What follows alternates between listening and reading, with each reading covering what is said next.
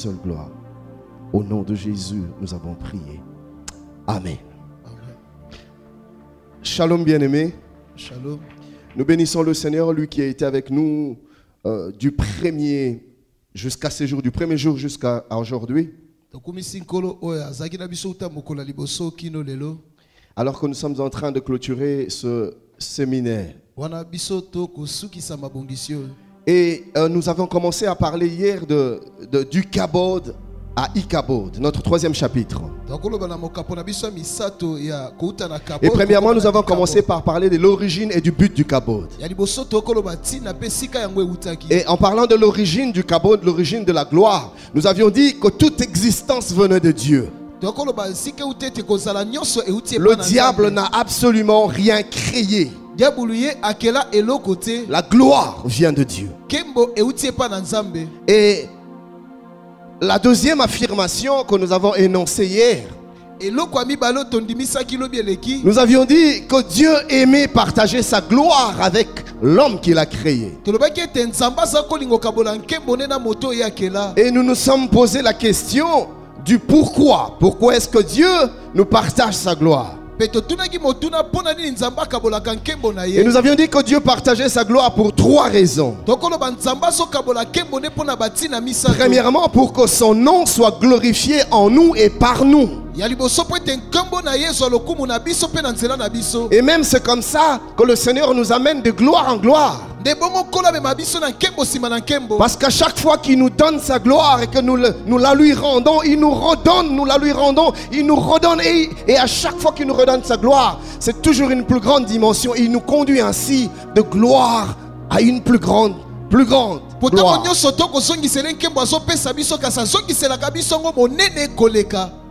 Et ce soir, j'aimerais continuer avec la deuxième raison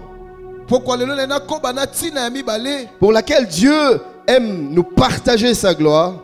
C'est que Dieu nous partage sa gloire parce qu'il aime nous faire du bien et nous rapprocher de lui.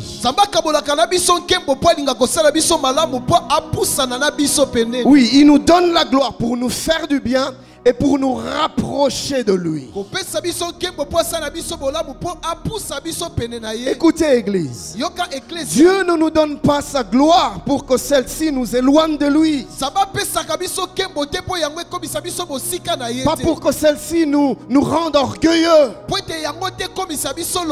Pas pour que celle-ci nous pousse à piétiner nos frères. Pas pour que celle-ci nous rende incrédules.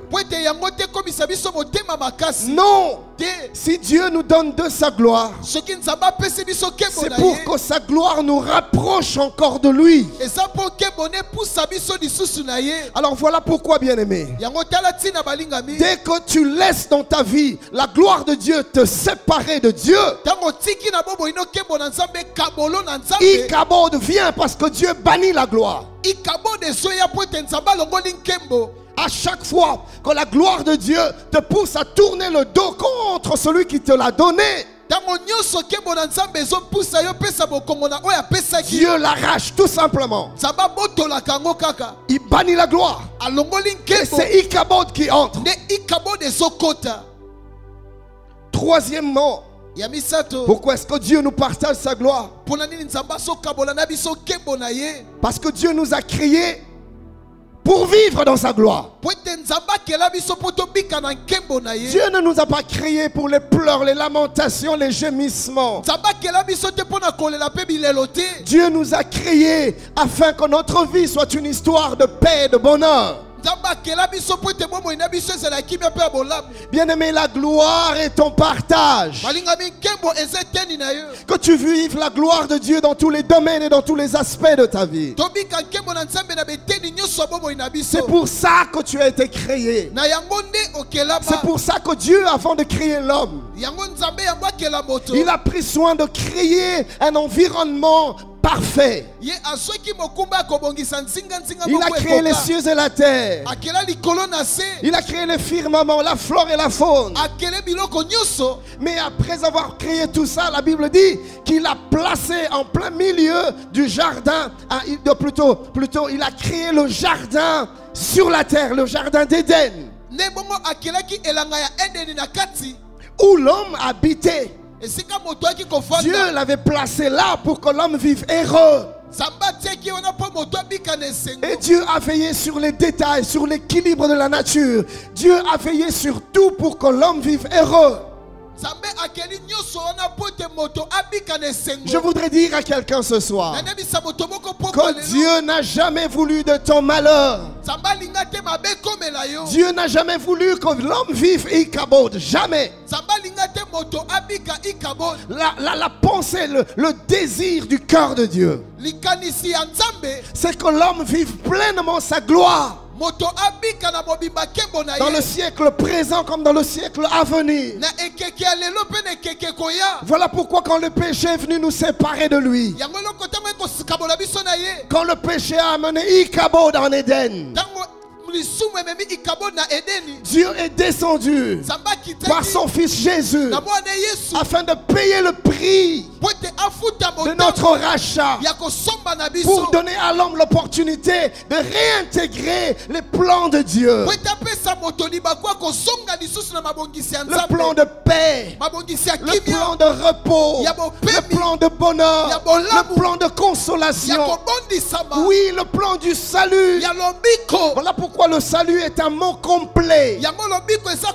Quand on parle du salut, dans l'entendement de Dieu, le salut a toujours été intégral.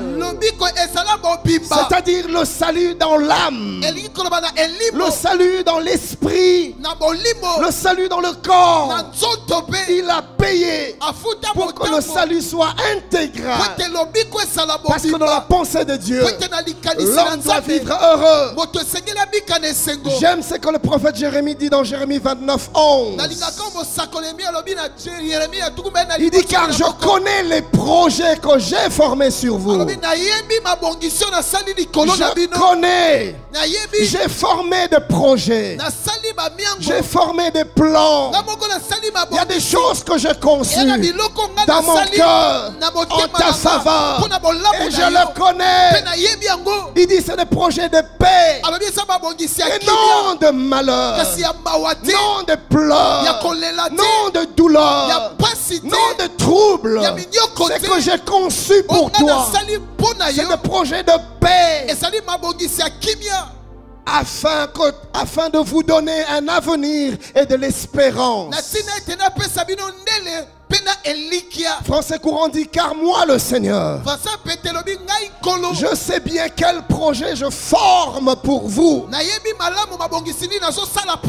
et je vous l'affirme. J'aime bien, il dit: je vous l'affirme. Ce ne sont pas des projets de malheur, mais des projets de bonheur. Je veux vous donner un avenir à espérer. Je voudrais dire à quelqu'un ce soir: la gloire et la pensée de Dieu pour toi.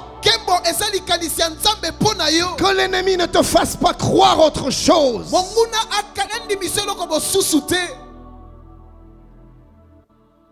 J'aime ce que le prophète Ésaïe dit dans Ésaïe 73. Il dit: la gloire du Liban viendra chez toi. Il dit: tous ensemble, pour orner le lieu plutôt de mon sanctuaire. La gloire du Liban viendra chez toi. Pourquoi? Pour orner le lieu de mon sanctuaire. Écoutez ça. Ce n'est pas un homme, c'est Dieu qui parle. Il dit: je glorifierai la place où reposent mes pieds. C'est-à-dire mon sanctuaire, c'est-à-dire ma maison. Moi-même je glorifierai ma maison. Or l'apôtre Paul nous a révélé que nous sommes le temple du Seigneur. D'abord, étant encore église, nous sommes le corps du Christ. Mais aussi chacun de nous individuellement.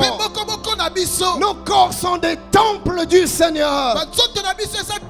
Et Dieu fait la promesse de glorifier son sanctuaire, de glorifier son temple. Telle est la pensée de Dieu pour nous. Mais il y a une question qui se pose. Si tel est le cas, pourquoi alors Ichabod arrive? Plusieurs ne sont pas ce qu'ils devaient être. Plusieurs ne vivent pas ce qu'ils devaient vivre. Pourquoi Ichabod a laissé place à Ichabod? Pourquoi? Quand? Et comment est-ce que le Ichabod se transforme en Ichabod dans la vie des hommes?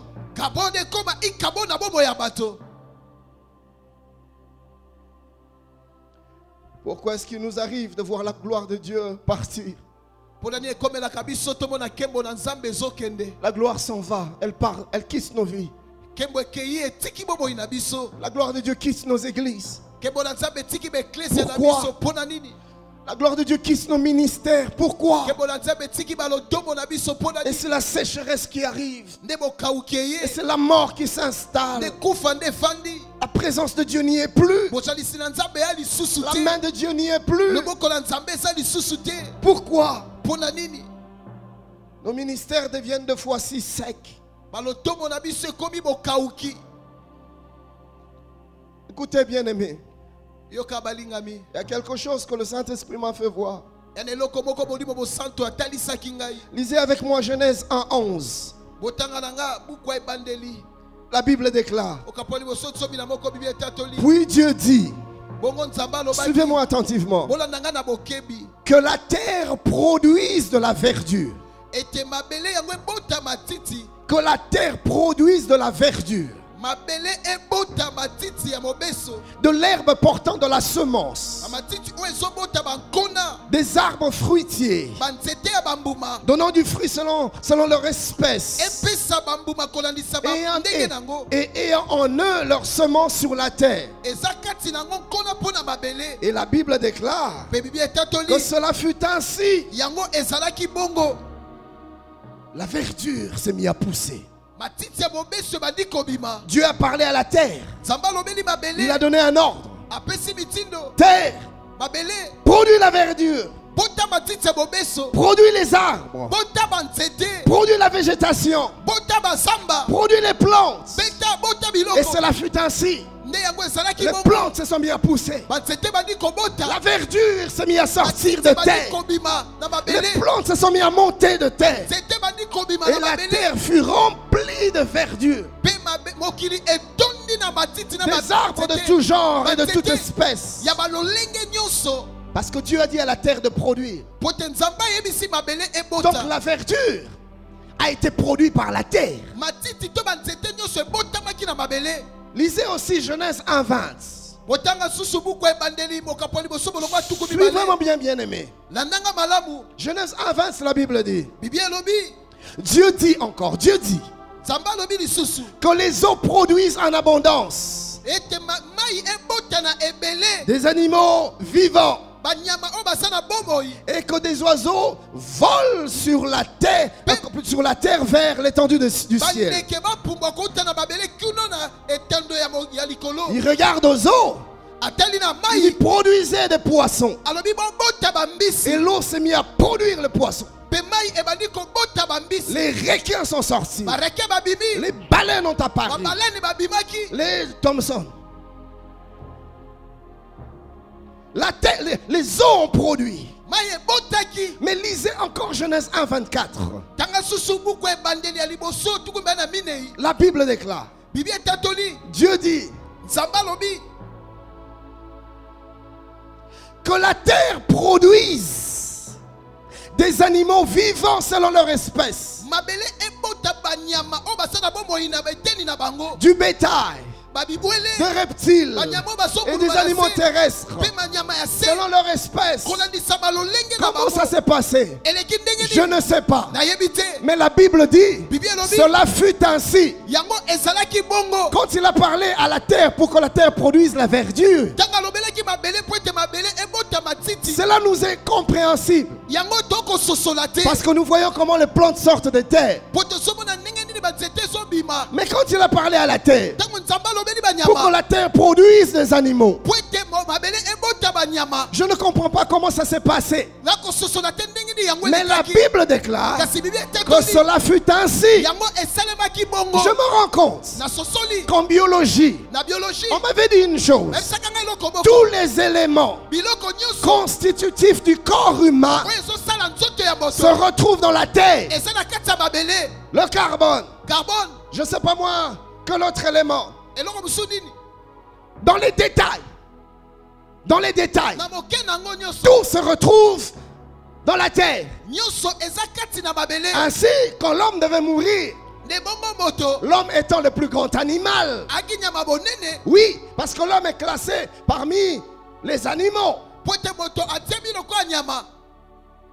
Dieu dit tu es poussière. Tu retourneras poussière. Pourquoi? Parce que le corps humain a été produit sur base de la terre, du sol. Alors maintenant, écoutez-moi bien. Écoutez cette vérité. Tout ce que tu sépares de sa source finit par perdre sa raison d'être.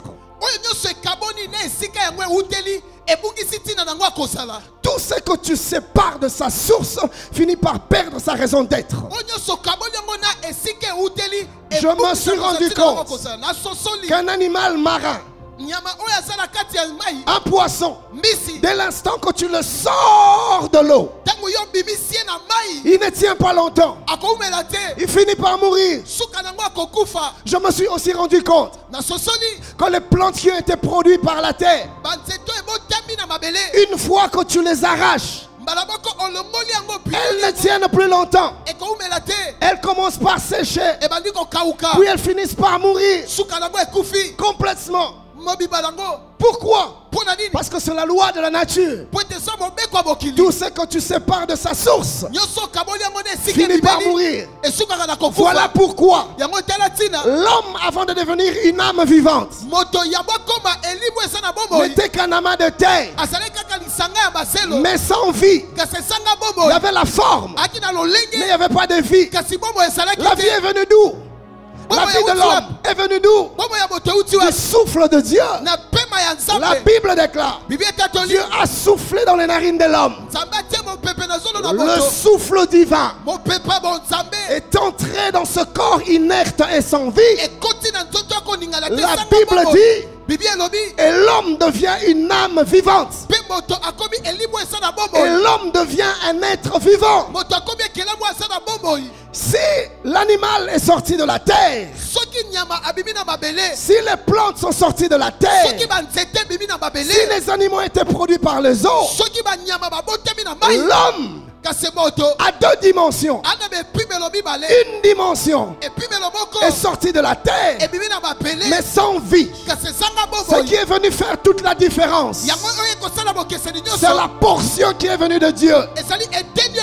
Quand le souffle est entré, l'homme est devenu un être vivant. Donc la vie de l'homme, donc l'homme, parce que la Bible nous dit que dans l'homme c'est l'esprit. L'homme n'est pas sa chair, mais l'homme est son esprit.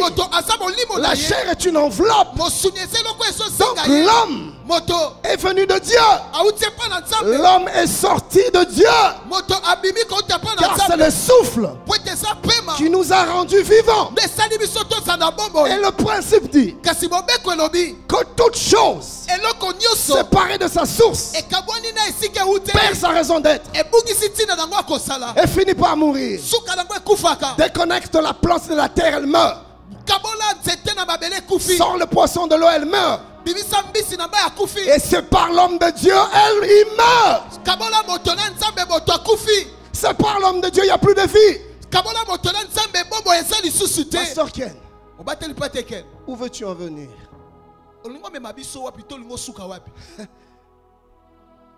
La gloire a été créée par Dieu.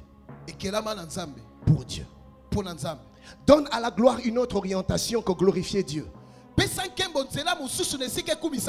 La gloire perd sa raison d'être. Et qu'est-ce qui prend place? Le bannissement. Ikabod. Voilà pourquoi, frère, vous allez voir Dieu en train de dire dans Ésaïe 22, 23, je l'enfoncerai comme un clou dans un lieu sûr, et il sera un siège de gloire pour la maison de son père. Dieu l'enfonce dans un lieu sûr. Pourquoi? Pour qu'il devienne le siège de gloire. Donc avant que tu deviennes le siège de gloire, tu dois être bien fixé. Tu dois être bien enfoncé. Autrement dit, tu dois être suffisamment solide. Pourquoi? Parce que gloire, il s'agit d'un poids. Et tu dois être à même de supporter le poids de la gloire. Et si tu n'es pas solidement enfoncé, la gloire va te détruire. La gloire va t'écraser. Alors maintenant, suivez-moi. Jésus dit dans Jean 17, 8. Nous allons lire 3 versets où Jésus est en train de parler pas aux hommes, au Père, à Dieu. Il lui dit les 3 choses qu'il a données à ses disciples. Première chose, Jean 17, 8. Il dit, car je leur ai donné les paroles que tu m'as données. Et ils les ont reçues. Et ils ont vraiment connu que je suis sorti de toi. Et ils ont cru que tu m'as envoyé. La première chose que je leur ai donnée, c'est les paroles que tu m'as données. Mais la Bible nous montre que Jésus nous a donné une deuxième chose. Et il a dit ça au Père. Toujours le même chapitre, mais le 14e verset. Il dit, je leur ai donné ta parole. Et le monde les a haïs. Parce qu'ils ne sont pas du monde comme moi, je ne suis pas du monde. Pasteur Ken, dans le verset 8e et dans le verset 14e, c'est la même chose. Il nous a donné la parole. C'est ce qu'on a traduit en français. Mais quand vous allez dans les Grecs, la première parole du verset 8e, il s'agit du Réma. C'est-à-dire la parole que Dieu te donne à toi pour un temps spécifique, dans un moment spécifique. Et au verset 17e, il s'agit de Logos. C'est la parole de Dieu en général. Maintenant Jésus dit, je leur ai donné des Réma, c'est-à-dire des orientations précises, des recommandations précises. Ils savent quoi faire, quand faire. Je leur ai donné des orientations, des directives. Mais je leur ai donné aussi la connaissance. Je leur ai donné aussi les Logos. Et c'est là qu'on en arrive à la 3e chose. Dans Jean 17 toujours, le verset 22. Ah, là il dit, je leur ai donné la gloire que tu m'as donné, afin qu'ils soient comme nous sommes un. Qu'ils soient un comme nous sommes un. Je me suis seulement rendu compte que Jésus, avant de donner la gloire, Il a commencé par donner le Rema et le Logos. Mais qu'est-ce que ces choses viennent faire dans la vie de l'homme? La parole vient nous façonner. Elle vient nous briser. Elle vient nous tailler. Elle vient nous donner la position qu'il nous faut. Elle vient nous donner la forme qu'il nous faut. Elle vient briser l'orgueil. Elle vient briser toutes choses. Elle vient nous rendre propices et disponibles à Dieu. Et c'est seulement après que la gloire est venue.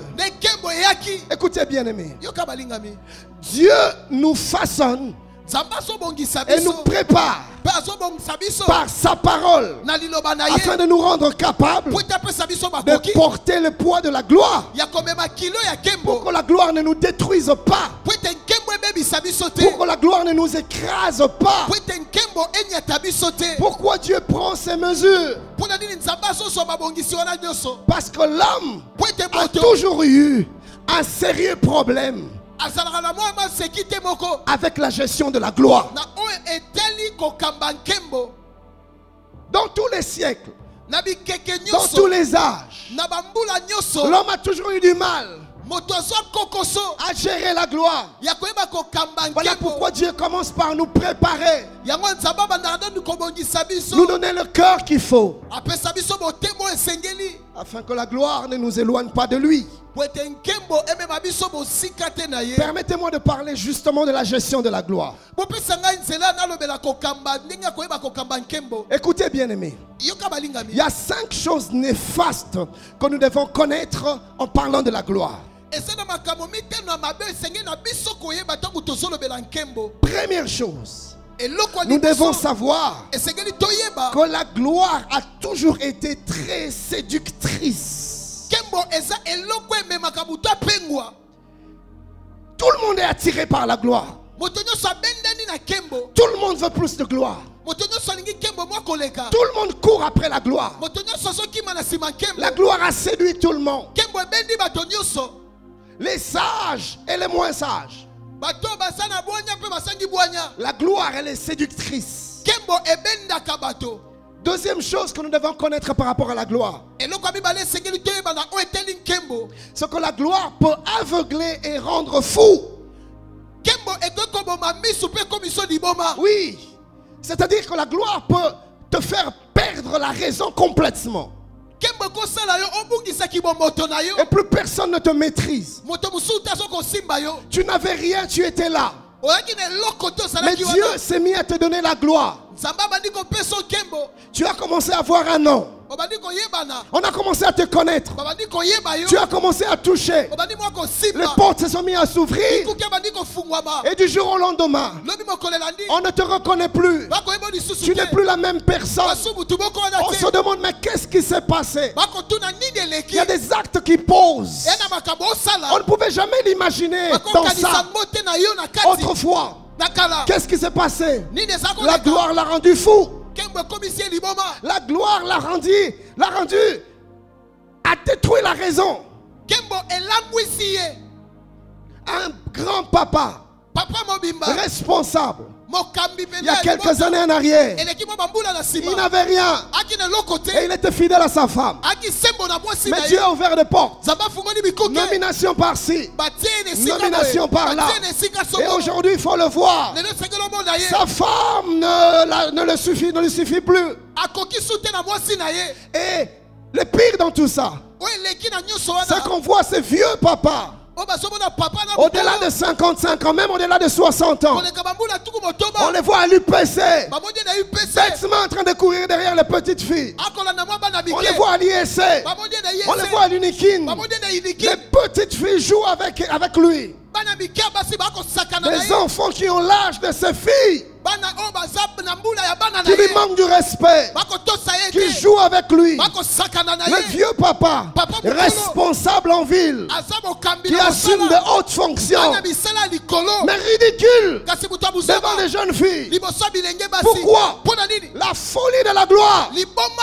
La gloire a détérioré sa raison. La gloire peut nous rendre fous, frère. Mais je prie que cela ne soit jamais ton cas dans le nom de Jésus. Troisièmement, la gloire peut rendre orgueilleux et arrogant. Oui, on devient hautain. On devient imbu, rempli de soi-même. On devient suffisant. On ne veut plus écouter personne. On se prend pour le maître du monde. La gloire. Tu n'avais pas de pouvoir ici. Tu étais comme un petit ange. Mais depuis que Dieu a ouvert la porte, tu as le pouvoir. Quand tu parles, les hommes exécutent. Tu es devenu un but. Orgueilleux. On ne peut plus rien te dire. On te fait une observation. Tu es qui pour me parler? Hey! Tu étais qui? Tu es devenu qui?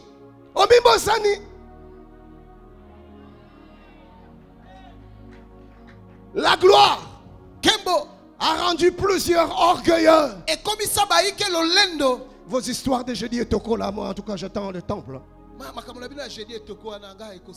Tu viens à l'église. Tu veux qu'on te donne la première chaise. Frère, rappelle-toi des années 80. Tu étais où toi? Est-ce qu'on te connaissait dans cette ville? Tu veux qu'on te donne les premières chaises. Et quand on ne te le donne pas, tu boudes. Non, dans cette église, on ne reconnaît pas les gens, on ne reconnaît pas mon rang. De quel rang es-tu, frère? De quel rang es-tu? Pauvre grande poussière. Tu as reçu la grâce de Dieu. Dieu t'a élevé.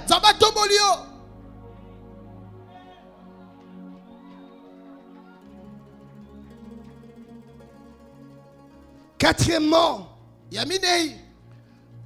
la gloire peut briser les relations. Oui. Aujourd'hui tu deviens imbu, orgueilleux, hautain. Et les amis d'autrefois, c'est à peine si tu le regardes. C'est vrai. Les responsabilités que tu as ne te donnent peut-être plus le temps d'être avec eux comme autrefois. Mais n'en arrive pas jusqu'à les mépriser, à les écraser. Oh, moi j'ai rien à faire avec ces pauvres gars. Insensé. Et on te voit le samedi maintenant au terrain de golf.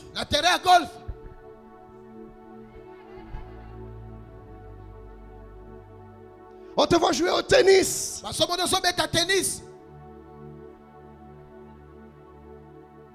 Et tu as changé des amis.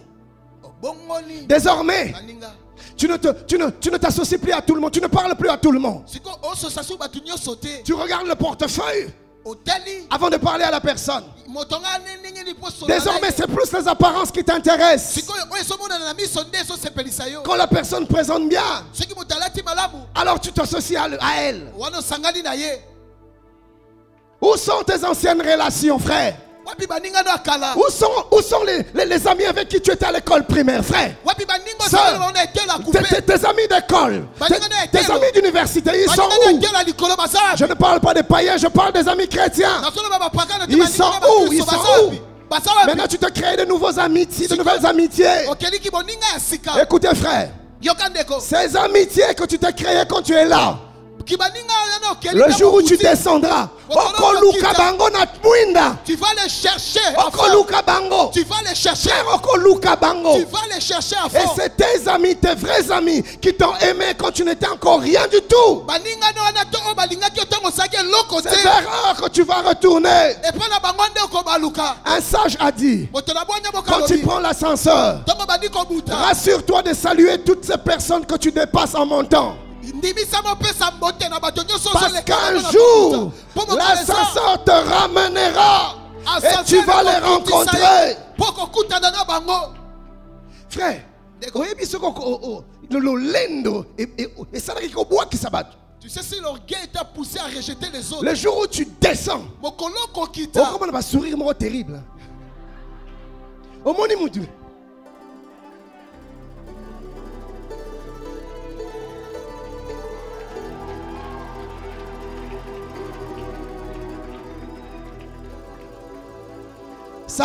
La gloire a même brisé ta fidélité à ta femme, ta fidélité à tes enfants. La femme de ta jeunesse, ce n'est plus avec elle que tu sors. Pourquoi? Parce que dans ce milieu-là, ta femme ne te convient plus. C'est vers ces petites filles de l'IPC, de l'IEC que tu cours. Un vieux papa de 65 ans avec une jeune fille de 19 ans. C'est mon ami. Hey papa, ton ami. Papa, il y a école primaire, Tony. Amitié bandi wapi.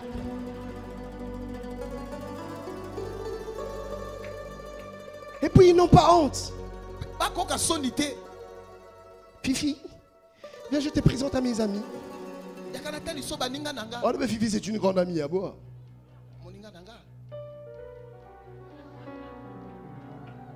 Où est ta femme? Écoutez, le jour où tu auras un problème, cloué sur le lit d'hôpital, les Fifi, tu ne les verras pas. Écoutez, les Fifi et les Luciana sont des censures. C'est-à-dire, elles viennent pour ces insectes qui sucent le sang. Quand elles s'accrochent, elles ont un objectif: sucer au maximum possible. Et quand il n'y a plus rien, elles vont te rejeter comme une vieille chaussette. Et c'est cette pauvre dame que tu as usé en lui faisant faire des enfants. C'est elle qui sera avec toi. Alors si Dieu te bénit et que tu es dans la gloire, réjouis-toi de la femme de ta jeunesse et réjouis-toi avec elle. Maman, oko sepela na matasuka amwa mukero mon oyo moni waneza pamba.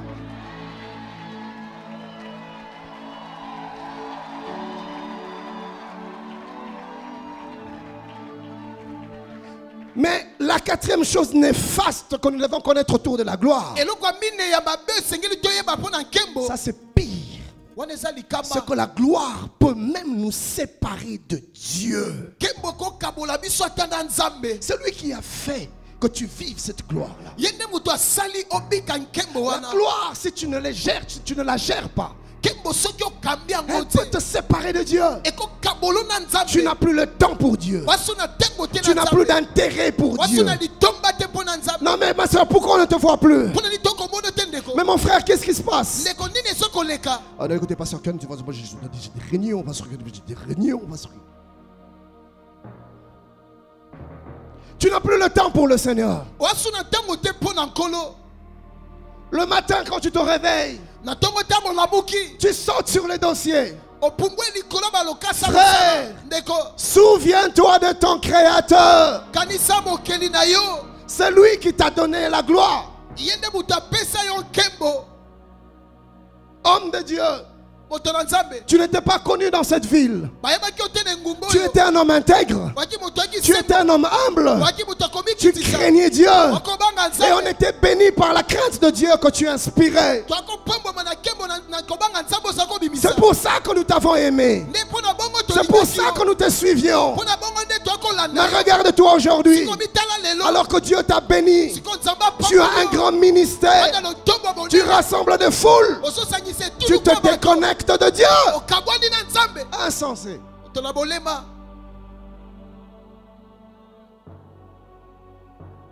Tu n'as plus le temps pour la prière. Tu n'as plus de temps de retraite.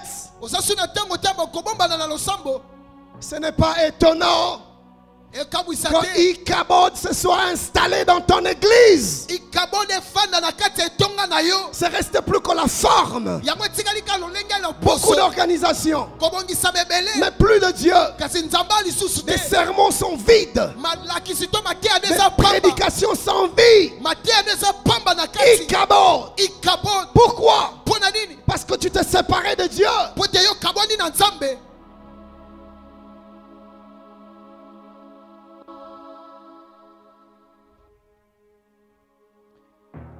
2 Chroniques 26. 1 à 6. La Bible nous parle d'un homme. Osias. Tout le peuple de Juda prit Osias. Âgé de 16 ans. Et l'établit roi à la place de son père Amathia. Osias rebâtit Elot et la fit rendre sous la puissance de Juda. Après que le roi fut couché avec ses pères. Osias avait 16 ans lorsqu'il devint roi et il régna 52 ans à Jérusalem. Verset 4e. Écoutez ça. Il fit ce qui est droit aux yeux de l'Éternel, entièrement comme avait fait Amathia son père. Verset 5e, j'aime. Il s'appliqua à rechercher Dieu pendant la vie de Zacharie, qui avait l'intelligence de vision de Dieu. Et la Bible déclare, dans le temps où il rechercha l'Éternel, Dieu le fit prospérer. C'est Dieu qui va te faire prospérer. Écoutez, quelques versets plus loin, le verset 16e. Triste nouvelle. La Bible déclare, mais lorsqu'il fut puissant, son cœur s'éleva pour le perdre. Il pécha contre l'Éternel, son Dieu. Quand il était un petit homme, il était fidèle à Dieu. Il cherchait Dieu. Il s'est attaché à l'homme de Dieu pour apprendre la parole. Il aimait les choses saintes. Il respectait les choses sacrées. Un homme humble.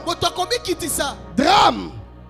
Plus il montait, plus il devenait puissant, plus il devenait grand, plus le cabot grandissait. La Bible dit, son cœur aussi s'élevait. Quand la gloire montait, son cœur aussi montait. Quand la puissance montait, son cœur aussi montait. Frère, peu importe la taille du cabot que Dieu va te donner, garde ton cœur. Que ton cœur ne se lève pas avec la gloire. Laisse la gloire monter. Mais toi, reste toi-même. David reste ces petits bergers autrefois derrière les troupeaux. Même quand tu seras sur le trône en Israël.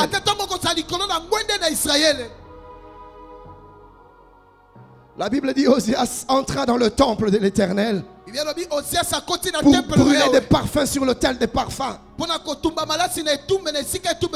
sacrificateur Azaria entra après lui avec 80 sacrificateurs de l'Éternel, des hommes courageux. La Bible déclare, ils se sont opposés au roi Osias. Tu n'as pas le droit, Osias, d'offrir des parfums à l'Éternel. Ce droit appartient aux sacrificateurs qui ont été consacrés pour le faire. Écoutez ce qu'ils disent à Osias. Sors, Osias, sors, Bima. Que Dieu nous donne des hommes courageux encore aujourd'hui. Pas des hommes qui craignent le roi. Quand je dis roi ici, je parle des hommes nantis. Ou des femmes qui ont un poids. Quand tu le vois ou quand tu la vois à l'église, tu te mets à trembler. Tu changes même de message. La personne fait des bêtises. Il court avec des filles.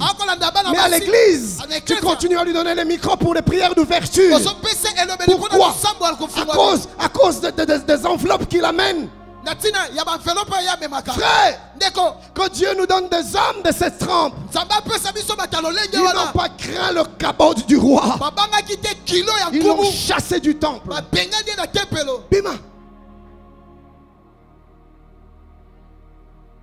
Frère, le temps est arrivé où nous devons chasser des personnes du sacerdoce.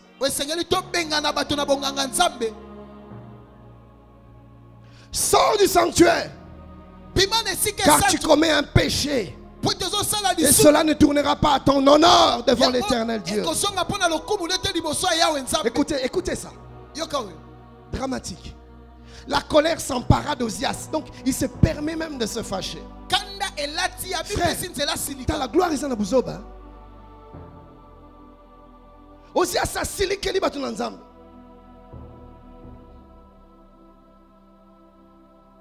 La Bible dit comme il s'irritait.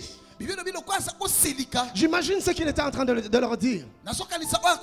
Je suis roi en Israël. J'ai le droit de faire ce que je veux. C'est Dieu qui m'a établi. Oui frère, toute autorité vient de Dieu. Mais toi tu dois te soumettre à la parole de Dieu. Le pouvoir que Dieu te donne. Les finances que Dieu te donne, la gloire que Dieu te donne, ne te donne pas l'autorisation de piétiner les lois de Dieu. La Bible déclare. Et comme il s'irritait contre les sacrificateurs, la lèpre éclata sur son front. Frère, je suis en train de prier ce jour-ci. De demander à Dieu qu'il nous donne encore cette onction aujourd'hui. Tu te prends pour ce que tu n'es pas, même dans la maison de Dieu.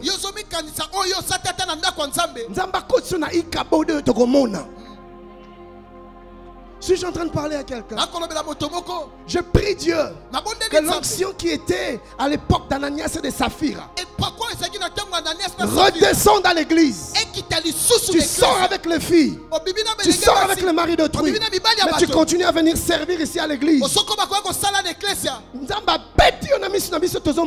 Frère, écoutez, pourquoi je prie que ces choses reviennent? Ça va aider plusieurs à craindre Dieu.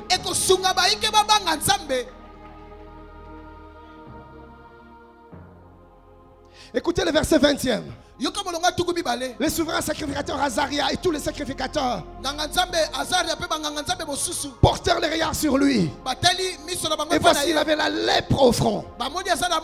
Ils les mirent précipitamment dehors. Ils l'ont fait sortir par précipitation. Et lui-même, la Bible dit, et lui-même s'est hâta de sortir. Frère, mi bime la ka déjà. Parce que bima na mbangwa. Suis-je en train de parler à quelqu'un? Amen. Un peu comme le pasteur Marcelo a prêché. Mi pèse là déjà yomoko sanction sous discipline yomoko.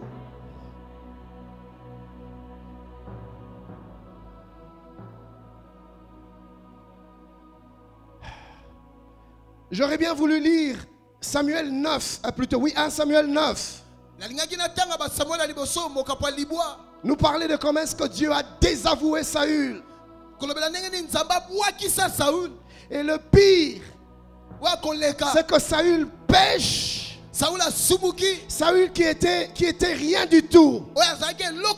Dieu a dit à Samuel, demain je te ferai venir un homme. C'est lui que tu rendras roi. Samuel est en train de chercher les brebis de son père égaré. Il rencontre Samuel. Samuel lui dit, à qui sont toutes ces belles choses en Israël? Ne sont-elles pas pour toi? Saül dit, pourquoi vous me parlez ainsi? Qui suis-je? Je suis Benjamite, de la tribu de Benjamin, la plus petite tribu en Israël. Et ma famille, nous sommes rien du tout. Qui suis-je? Moi. Et le jour où on devait rendre le roi, Dieu a dit à Samuel, rassemble le peuple. Commence à appeler famille par famille, tribu par tribu. Et puis individu par individu. Quand on appelait les familles de Saül a été choisies. Et on a appelé Saül. La Bible déclare, Saül est allé se cacher derrière les bagages. Azobanga kiboko. Il a peur de la royauté. Je ne saurais pas supporter je n'arriverai pas. Il est allé se cacher. Il se sentait incapable. Et on s'est mis à chercher. La Bible dit on cherche à Saül. Mais où est passé Saül? Où est passé Saül? Dieu a donné une révélation. Il est derrière les bagages. Et on est allé voir derrière les bagages. On a trouvé Saül. On a fait des vidéos par force. Il refuse. Et on est venu le faire asseoir sur le trône. On l'a oint en Israël. Ah, Saül, tu as oublié ton histoire. Des années plus tard, Saül pêche contre Dieu. Il fait une chose que Dieu lui avait interdit de faire. Et Dieu donne la révélation à Samuel. Samuel vient dire à Saül, Saül, tu as péché contre Dieu. Il dit que Dieu me pardonne. Et quand Samuel était en train de partir, il s'est agrippé sur Samuel. Pas pour pleurer son péché. Parce que peu importe le péché que tu as eu à commettre, si tu implores Dieu, sa miséricorde se manifestera et il te pardonnera. Mais la repentance de Saül n'était pas sincère. Même quand il disait que Dieu me pardonne, ce n'était pas vrai. Écoutez sa préoccupation. La Bible déclare, il était en train de tirer Samuel. Samuel, viens m'honorer. Viens m'honorer devant le peuple qui me voit quand même me prosterner avec toi. Saül, Dieu est en train de te désavouer. Ichabod est en train de s'installer dans ta vie. Et toi, tu continues à te préoccuper de ton honneur, de ta réputation, de ta gloire. Viens, honore-moi quand même. La folie de la gloire. Il a oublié le petit Benjamin qu'il était autrefois. Mon ami, quand Dieu te donnera la gloire, n'oublie pas d'où il t'a tiré. Ça va te préserver. Parlons des causes d'Ichabod.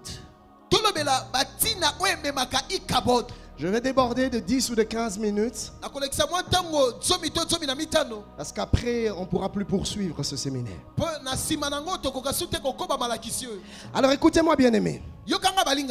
Je voudrais nous partager 6 choses qui bannissent la gloire, qui amènent Ichabod. Mais vous savez, la gloire peut nous quitter de manière individuelle. Mais la gloire peut nous quitter aussi de manière collective. C'est-à-dire toute une communauté qui perd la gloire. Toute une église qui perd la gloire. Alors dans les 6 raisons que je vais nous donner, dans les 6 causes que je vais nous donner, les 3 premières c'est par rapport aux individus, disons les causes qui font qu'un individu puisse perdre la gloire, qu'une personne perde la gloire.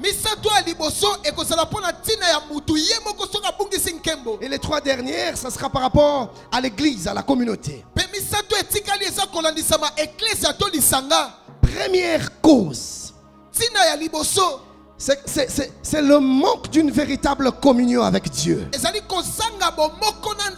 Oui, le manque d'une véritable communion avec Dieu. Quand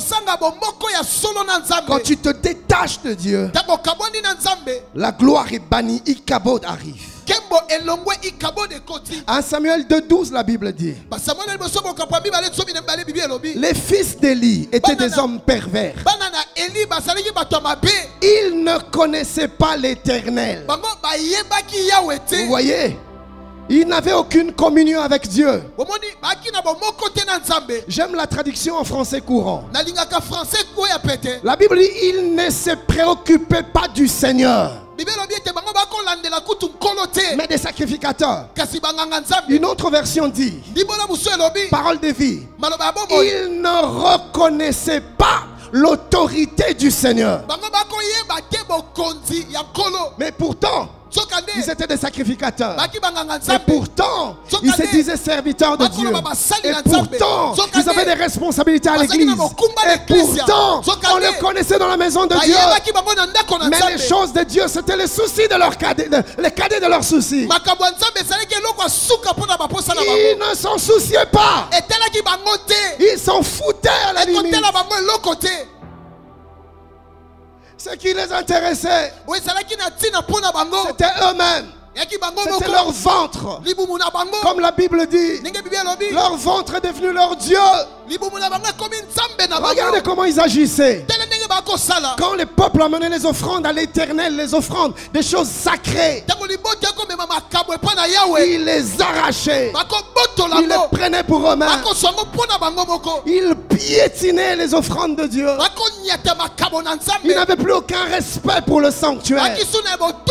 Plus aucun respect pour Dieu. Pourquoi? Parce que Dieu les a élevés. Alors ils ont cru qu'ils pouvaient tout se permettre. Ophni et Phiné, ils étaient des hommes charnels. Ils aimaient les plaisirs de la chair. Ils aimaient la sexualité illicite. Ils se foutaient de tout le monde. Même dans le sanctuaire, ils couchaient avec les femmes. Dites ce que vous voulez.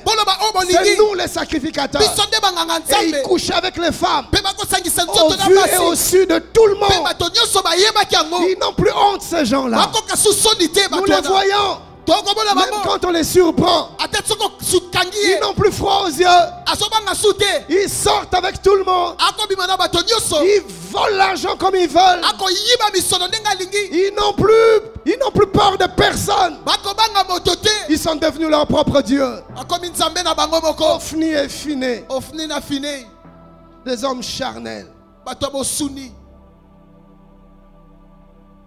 Ils ont aimé la gloire de Dieu plus que le Dieu de gloire. Ils ont aimé le plaisir plus que Dieu.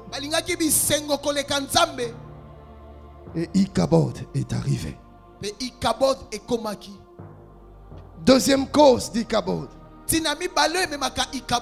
c'est la mauvaise gestion de la gloire. Je ne vais pas revenir, on a déjà j'ai juste mentionné, on a déjà étudié ça dans le point précédent. Troisième cause qui chasse la gloire parmi le peuple ou dans la vie d'un homme, c'est le refus d'écouter les réprimandes. Ah, tu t'es endurci. Tu ne veux plus écouter personne. Tu ne veux plus écouter les remarques. Tu ne veux plus écouter les reproches. Parce que tu as un nom. Parce que tu as un poids. Tu ne supportes plus qu'on te dise ce que tu dois faire ou ce que tu ne dois pas faire. Des choses qui bannissent la gloire. Hébreux 12 dit, du 25e au 26e verset, gardez-vous de refuser d'entendre celui qui parle. Car si c'est là, non, si ceux-là n'ont pas échappé, qui refusèrent d'entendre celui qui publiait les oracles sur la terre, combien moins échapperons-nous si nous nous détournons de celui qui parle du haut des cieux? J'aimerais dire à quelqu'un ce soir, écoute ce que l'Esprit dit à l'église. Écoute ce que Dieu te dit. Car ceux qui ont refusé d'entendre la voix de celui qui parlait de la part de Dieu n'ont pas échappé à la colère de Dieu. Tu n'échapperas pas. La Bible dit, lui dont la voix alors ébranla la terre. Et qui maintenant a fait cette promesse. Une fois encore, j'ébranlerai non seulement la terre, mais les cieux, le ciel. Dieu dit, je détruirai la terre, je détruirai le ciel. J'en fais la promesse. Frère, réponds-toi. Le refus d'écouter les réprimandes bannit la gloire. Proverbe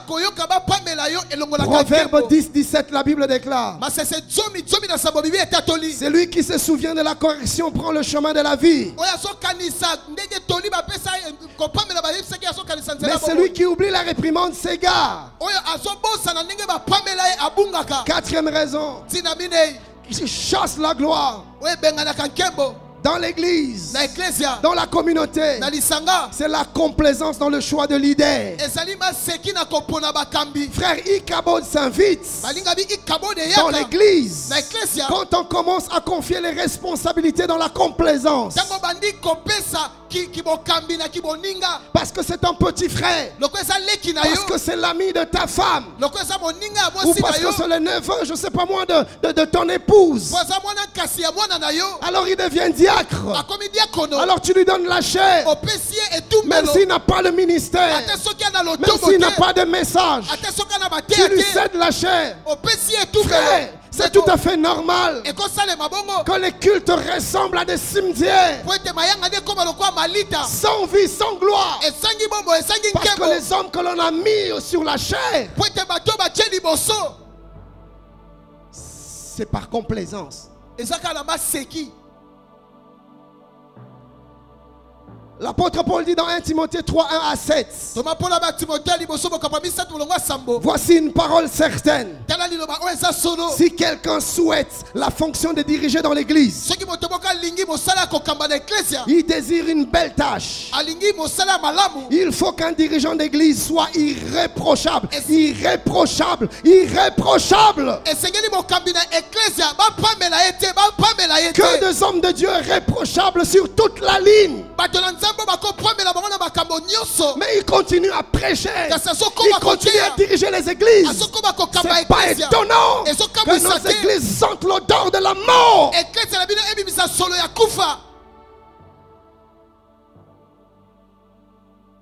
La Bible dit mari d'une seule femme, sobre, raisonnable, convenable, hospitalier, capable d'enseigner, qui ne soit ni buveur, des diacres buveurs, des chefs de département buveurs, des pasteurs buveurs.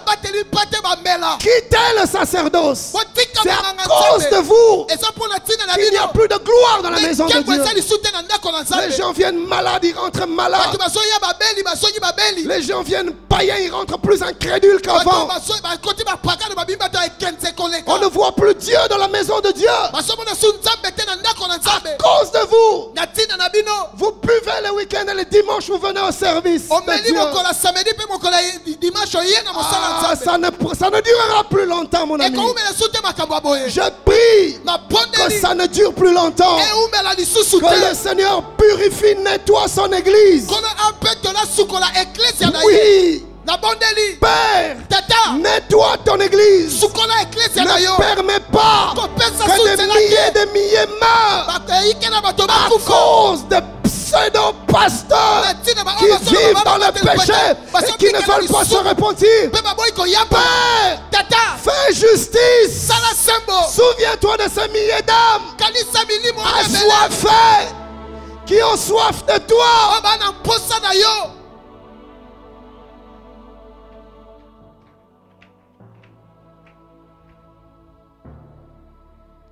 Il faut qu'il soit des hommes qui ne soient pas attachés à l'argent. Cupides, Qui soit capable de bien diriger sa propre famille. Et d'obtenir que ses enfants lui obéissent avec entier respect. En effet, si quelqu'un ne sait pas diriger sa propre maison, comment pourrait-il prendre soin de l'église? Il y a des troubles dans ta maison, il y a des désordres dans ta maison. Mais assieds-toi. Comment vas-tu mettre de l'ordre dans l'église si dans ta propre maison tu ne sais pas mettre de l'ordre? C'est pas étonnant que le règne d'Ichabod s'installe dans l'église. Il ne doit pas être récemment converti.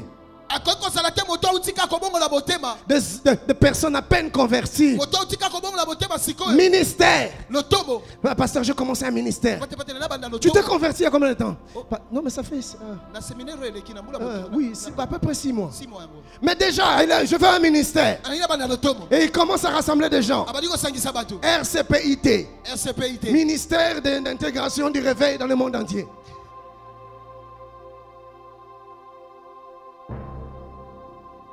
Sinon, écoutez, il risquerait de s'enfler d'orgueil et de finir par être condamné par le diable. C'est ce que la Bible dit. C'est pas moi qui le dis. Il faut aussi qu'il mérite le respect des non-chrétiens. Oui, le respect des non-chrétiens, c'est la Bible qui le dit. Mais regardez comment les païens parlent des hommes de Dieu. Comment les païens parlent des chrétiens. Regarde comment les païens parlent de toi là où tu travailles. La Bible dit afin qu'il ne soit pas méprisé et qu'il ne tombe pas dans le piège du diable. 5e chose qui bannit la gloire, c'est le manque de sérieux dans les mesures disciplinaires. Écoutez bien aimés, quand l'impunité s'installe dans une église, la gloire de Dieu se retire. L'impunité, on voit des choses, mais on ne faut pas suspendre. On voit des choses, mais on ne faut pas réprimander. On voit des choses, mais on ne faut pas parler. Je prie le Seigneur que nous ne puissions jamais tomber dans ce piège dans cette église. 1 Samuel 2, 22, la Bible déclare: Élie était fort âgé et il a appris comment ses fils agissaient à l'égard de tout Israël. Il a appris aussi qu'il couchait avec les femmes qui s'assemblaient à l'entrée de la tente d'assignation. Mais regardez comment Élie réagit. Il leur dit: pourquoi faites-vous de telles choses? Car j'apprends de tout le peuple vos mauvaises actions. Non, mes enfants, ce que j'entends dire n'est pas bon. C'est pas bon. Non, laissez ça. Vous faites pécher le peuple.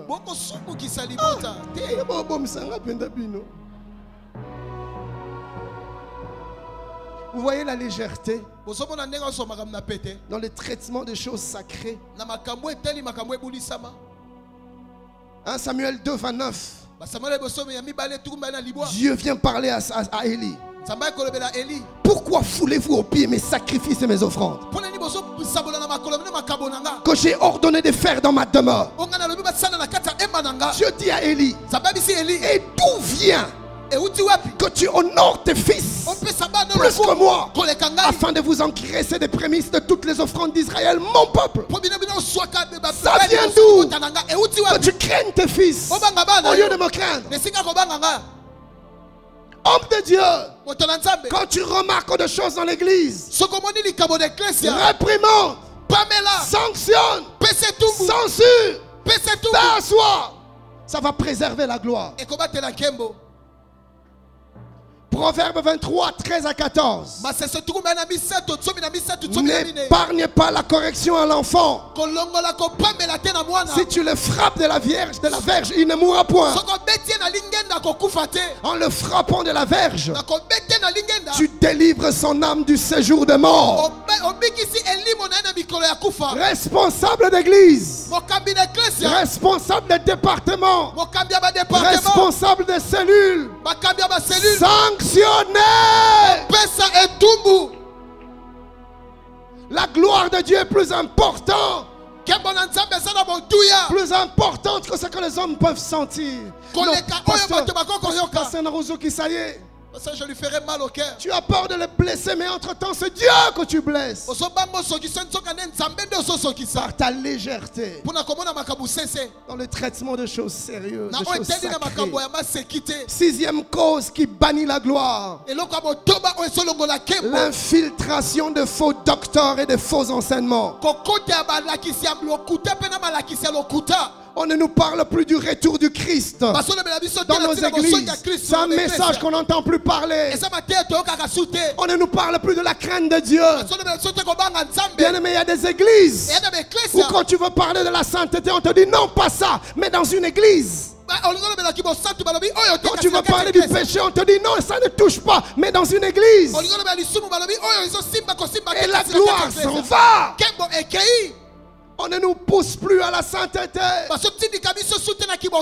Les enseignements, on nous parle de la grâce excessive. La grâce.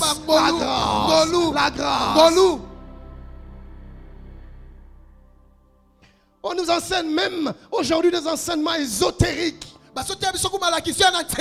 Sans aucun fondement biblique. On nous parle des noms des étoiles, des constellations, de leur positionnement, quelle influence elles peuvent avoir sur nous. On nous parle des noms des anges.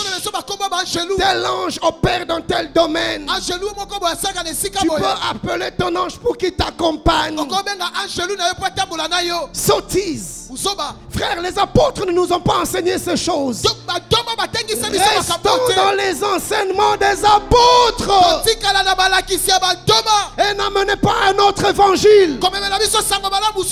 La Bible déclare, si un homme vient vous prêcher un autre évangile, un autre message que celui que nous vous avons prêché, qu'il soit maudit.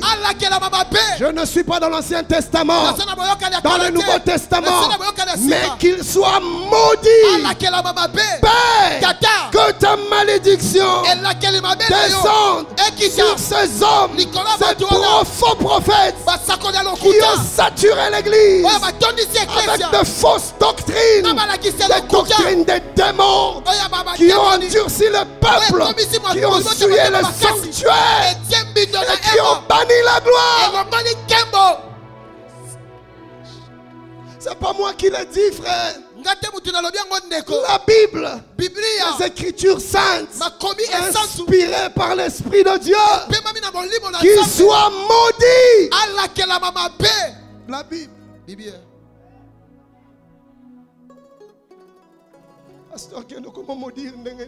Comment tu commences à maudire? Non. Ils sont maudits par la Bible. 1 Timothée 4:1.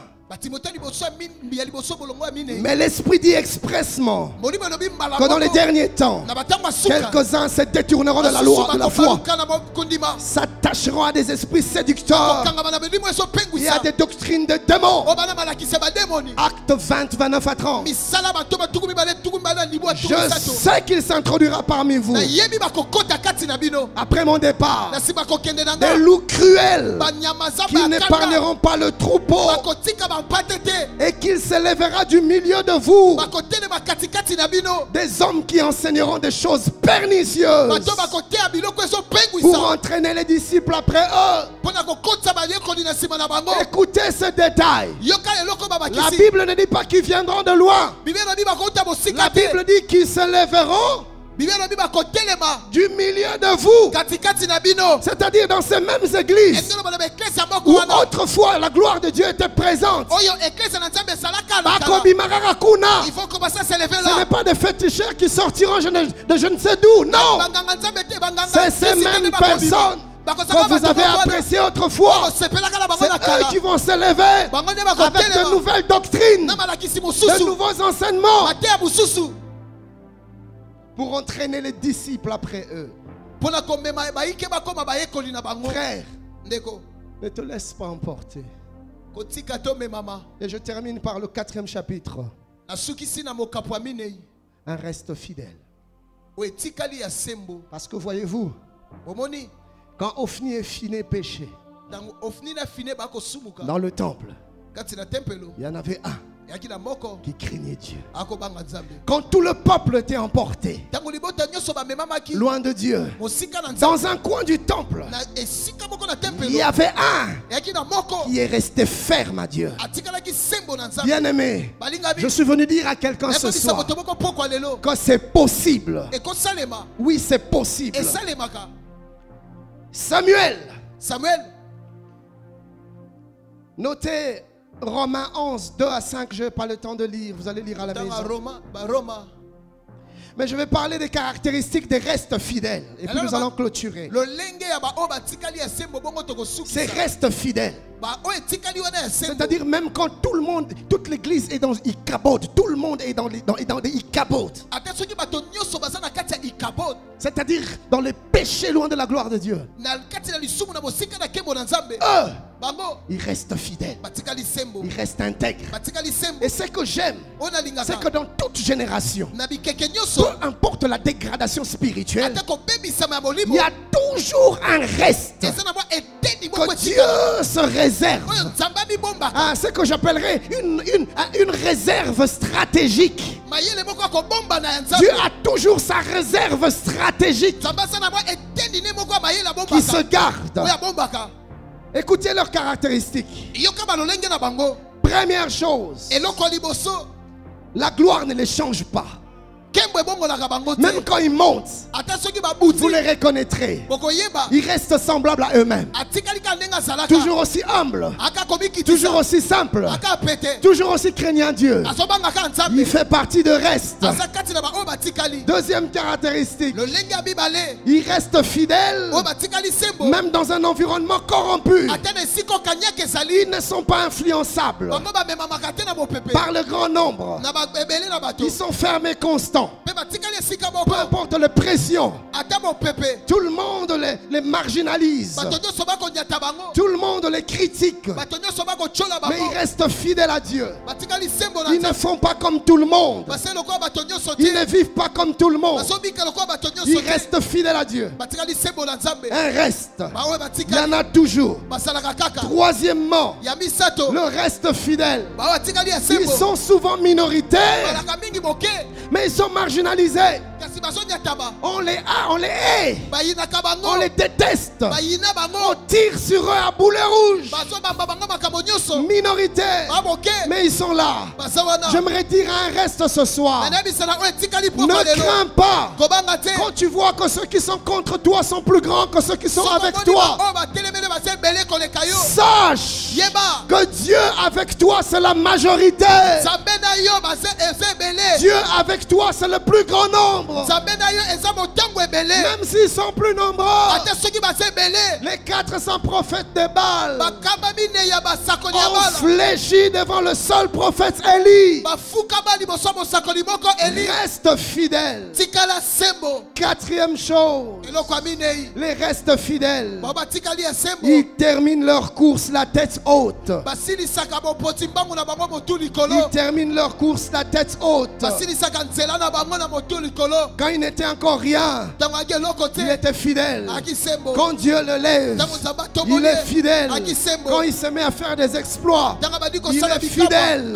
Et quand il vieillit, il est fidèle. Et quand il meurt dans la fidélité. Je suis venu dire à quelqu'un, c'est vrai, autour de nous, tout le monde trahit Dieu. Tu vas à gauche, oh, le pasteur a divorcé. Tu vas à droite, le pasteur sort avec telle fille. Tu retournes à gauche, les responsables. Et finalement on se demande. Un jour je parlais avec une servante de Dieu. Il m'a dit, ce n'est vraiment plus possible de rester fidèle à Dieu. Je commence à avoir peur. Est-ce possible de rester intègre jusqu'à la fin de sa carrière ministérielle? Je suis venu te dire, c'est possible. Samuel Samuel, quand il a vieilli, Damakoni, il était capable de se dresser devant le peuple Akina Makokia Kolobali, et de leur dire, Yakobi Sabango, qui d'entre vous a un mauvais témoignage sur moi? Nani kati la vida sana litetole Qui mabeli peut kolaba. redire quelque chose sur mon ministère? Nani kolobali kamoda lo tomo laba. Avez-vous trouvé quelque chose à me reprocher? Okute loko ko pame La laba. Bible déclare, Bibi ekatoli. tout le peuple a répondu, Imota nyoso nous yonoli. n'avons rien trouvé. Dokute loko te. Ce soir, Pourquoi lelo? je proclame et je déclare, dans cette génération, tu seras stable. Tu resteras ferme. Tu ne céderas point. Tu ne chancelleras point. L'apôtre Paul dit dans 2 Timothée 4:7, j'ai combattu le bon combat. J'ai achevé ma course. J'ai gardé la foi. J'ai gardé la foi. Et le dernier élément que je vais donner sur le reste fidèle, à l'image de Samuel. Samuel est né par la pression de la prière. Anne a prié. Elle a intercédé. Elle a pleuré. Elle a jeûné. Elle a cherché Dieu. Et Samuel est né. Le reste fidèle naissent par la prière.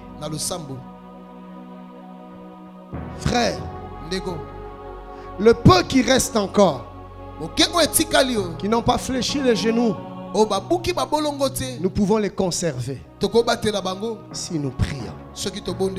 Oui, si nous les portons à prière. Et même toi-même, Ichabod ne sera jamais cité dans ta vie si tu gardes tes genoux à terre et que tu pries pour ta foi. Je prie ce soir que Dieu transforme notre église en une église d'intercesseurs qui prie pour l'église, qui prie pour les hommes de Dieu, qui prie les uns les autres, afin que dans cette génération corrompue, que nous puissions rester la tête haute et avancer jusqu'au bout, et avancer jusqu'au bout. Avancer. Que Dieu vous bénisse. Nous allons tous nous lever.